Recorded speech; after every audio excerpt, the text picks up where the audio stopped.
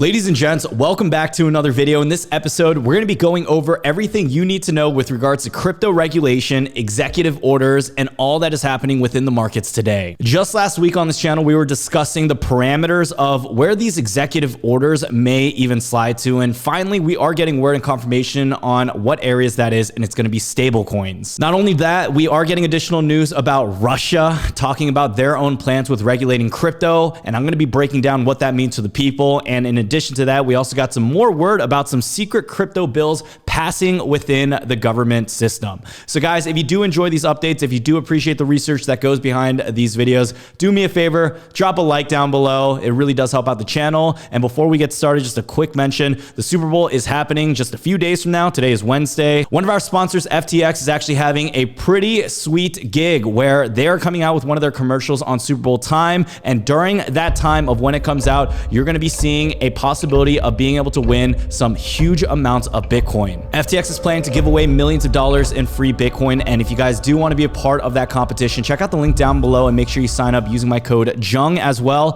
FTX offers some of the lowest trading fees where you can buy, trade, and sell crypto, and they give you access to a lot of amazing tools as well. Now, with that being said, let's go over what we're seeing in the markets today and then finally talk about crypto regulation. So the global crypto market cap for today is sitting at $2.02 trillion or a 1.36% increase over the last day. What you'll notice here is that Bitcoin is still sitting at $44,323 strong, with other altcoins still in the green. Looking at the 7 days, oh boy, it is pretty. We are seeing 20% growth just in the last week, with Ethereum back sitting at $3,200 for today. Now, with Bitcoin and Ethereum having very similar 7-day gains, we are also noticing all across the board with other altcoins having tremendous amount of momentum as well. In yesterday's episode, we also talked about why XRP is ripping and some of the news updates regarding the current court situation with their lawsuit against the SEC. Scrolling down, you'll also notice Cardano, Solana, Terra Luna, Avalanche, Polkadot. I mean, most altcoins, especially the high caps, are green in the market today. And you also notice that Shiba Inu has also been getting a little bit of a roll and a rally, up about 58% also in the last week. Now, this just reiterates our point in how important it is to make sure that you are continuing to invest into the markets, especially when things are fearful. For anyone who did average into the dips just a few weeks back, you should be up on every single one of those investments. If you threw a dart at any one of these altcoins, they are up right now. Taking a look at the crypto fear and greed index, we are sitting at a neutral standpoint yet again, with extreme fear happening just last week. Now, getting into the meat of this video, so they state here with the headline, latest crypto news. The government seized $3.6 billion in stolen crypto and urges more stablecoin regulation. If you guys didn't hear, there was a report that just came out a few days ago talking about money laundering and the amount of crypto that was seized. There's a little bit of conspiracy happening with this story just because of the timing of it all. According to the New York Times, the Justice Department seized $3.6 billion in Bitcoin and arrests a married couple. So the couple was accused of conspiring to launder Bitcoin that was stolen in 2016 from Hong Kong-based Bitfinex, one of the largest virtual currency exchanges. Scrolling down the article, they state over the last 5 years, about 25,000 of those Bitcoin were transferred out of Mr. Lichtenstein's wallet using a complicated series of transactions meant to obscure that the currency had been stolen from Bitfinex. However, investigators traced the movement of the Bitcoin on the blockchain, the permanent fixed electronic ledger that records each time a Bitcoin moves to a new digital wallet. And some of those funds were eventually deposited into financial accounts controlled by Mr. Lichtenstein and Miss Morgan, who used some of the money to buy items such as gold, NFTs, and a Walmart gift card. How cool. So it doesn't come to many people's surprise that Russia right now is stepping up to make some extra moves within the regulation space of cryptocurrencies. There was a story last month talking about their plans of banning crypto as well, and I think one step in doing that is going to start with regulation. Now, I know many people may look to hear Russian news with them banning crypto, being a country at that size, but I would make sure that you know that Russia is not a big player within the crypto market. Yes, it is still a big size country, but in comparison to other entities like what we've seen with China or the Asian markets or even within the US, Russia's play right now is set up exactly just like this. Vladimir Putin says he supports a plan to tax and regulate mining, referring to competitive advantages Russia could gain from crypto mining. Members of the US Congress, meanwhile, have held hearings on crypto in recent months, and industry watchers expect more regulatory clarity this year. A bipartisan bill introduced last week proposed tax exemptions for crypto transactions of $200 or less.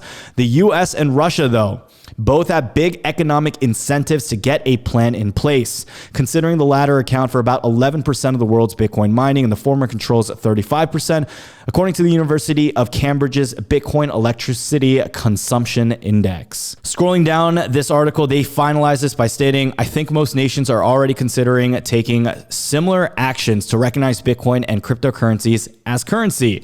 This positive outcome hopefully influences other nations to take the same official stance. So this rolls over into what we're now seeing within the US, and it looks like that executive order may be placing a bit more emphasis on stablecoin regulation. So let's break down what stablecoin regulation is so far looking like, what the US government stance is on it, and let's also discuss whether or not this is bad for the crypto market. CoinDesk came out with this opinion piece that stablecoin regulation is now taking center stage at the House hearing today, which was reported yesterday, and now we have some alert and some reports on what this all means. So the narrative is this: the House Financial Services Committee, after holding a substantive discussion on crypto regulation broadly in December, is turning its attention to stablecoins specifically now. The committee will discuss last year's President's Working Group report on stablecoins, with one of the report's authors homing in on the recommendations and how they might be implemented. Now, before we get into that, the Harvard Business Review went ahead and came out with this amazing report talking about what stablecoins mean and what they are for the future. So they state here, the benefits of stablecoins include lower cost, safe, real-time, and more competitive payments compared to what consumers and businesses experience today. They could rapidly make it cheaper for businesses to accept payment and easier for governments to run conditional cash transfer programs. An example of this includes sending stimulus money, and this is something we mentioned on our channel back when we used to cover a lot of that stimulus content coming out, and just seeing the headache of many people not getting their checks when they needed it. If we did have a stablecoin or some type of central bank cryptocurrency, we could have had that process go out much easier, where instead the IRS was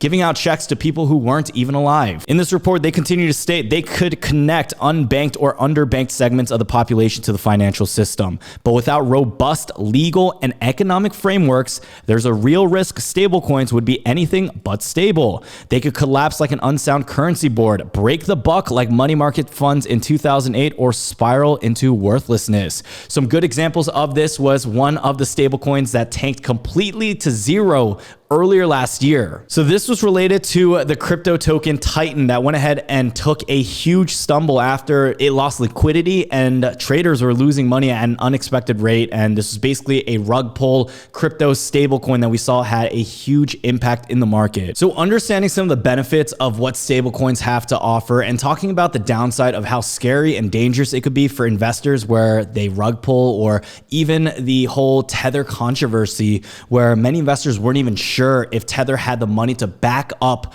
the amount of liquidity that they were holding in their stablecoin. We have a few options, and it looks like this is what the government is looking to solve soon as well. Between stablecoins, we have three different ways to harness this technology. One of them is going to be true stablecoins, which is a non-interest bearing coin designed to have stable value against a reference currency, say the US dollar. So stability is achieved through two commitments. First, the issuer agrees to mint and buy back coins at par, and second, the issuer holds assets to back its obligation to redeem the outstanding stablecoins, and this reserve provides comfort that the issuer can buy back all outstanding coins on demand. So true stablecoins are a variation of the concept of narrow banks, and they should hold 100% reserve in high quality liquid assets. And if you don't know what a narrowed bank is, in a nutshell, it's a state chartered pass-through bank that proposes to hold only one asset: account balances at the Federal Reserve. Now, another alternative to true stablecoins would be deposit stablecoins. So these are demand deposit claims against insured commercial banks on blockchain rails.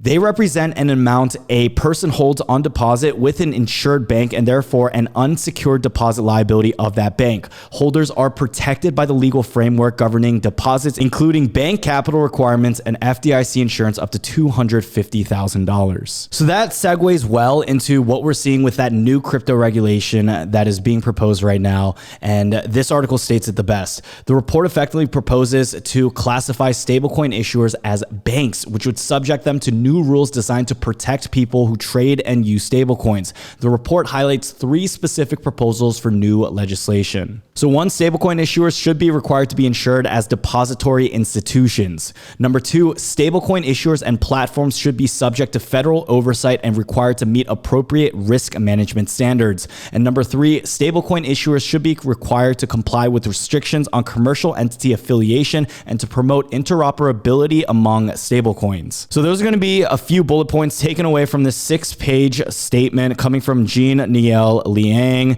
talking about the risks of stablecoins, some of the regulatory measures that we're looking to take as well. So personally for me, developments like this with regards to stablecoin regulation is good news to me. We're getting more confidence in the market, and when we get insurance coming from entities like the FDIC, it's going to put in the type of confidence that we need from other institutions to make sure that we get additional liquidity coming into this market. When you're not sure if stablecoins are backed up and you have a large amount of money inside of them, it can be pretty scary and daunting for others to invest. We mentioned this in one of our last crypto regulation videos, talking about my opinion on why regulation is much needed in this space. Stablecoins with more regulation is going to offer the same benefits and protection that we could see with money coming from banks, and it can uphold a lot more voter confidence just so we can get that money moving. The mention of interoperability is going to take into consideration how accessible a lot of these stablecoins are going to be from market to market. To back that up, we even had this article that came out recently with an announcement from Apple that they plan to accept crypto payments using their tap to pay feature on the phone. This decision that Apple's making right here is going to open the doors to a lot of investors for people to have accessibility with crypto. But imagine crypto having additional backing from the government and us being able to confidently use these products without having to worry about another issue of Titan crypto or a rug pull or severe liquidity problems in the future. Now, last but not least, we do need to mention another alternative that could happen, and this is going to be a central bank digital currency, also known as a CBDC. Now, in the Harvard Business Review, they do state that it may likely take years for a CBDC to be developed and adopted, but they do state in this last paragraph, CBDCs and stablecoins would be strong complements and not substitutes of one another. The public sector could focus on issuing digital coins and delivering on sound money, while the private sector could build the rails and applications. Competition among all markets are amazing, and when we see competition with legacy networks, it would further ensure a higher degree of resilience and innovation here. So not too long ago, we did get additional reports from the US Treasury government talking about their report and stance on stablecoins. Scrolling down beneath the contents, you can see their breakdown and their ideology behind this as well. In the first paragraph of their executive summary, they state stablecoins are digital assets that are designed to maintain a stable value relative to national currency or other reference assets.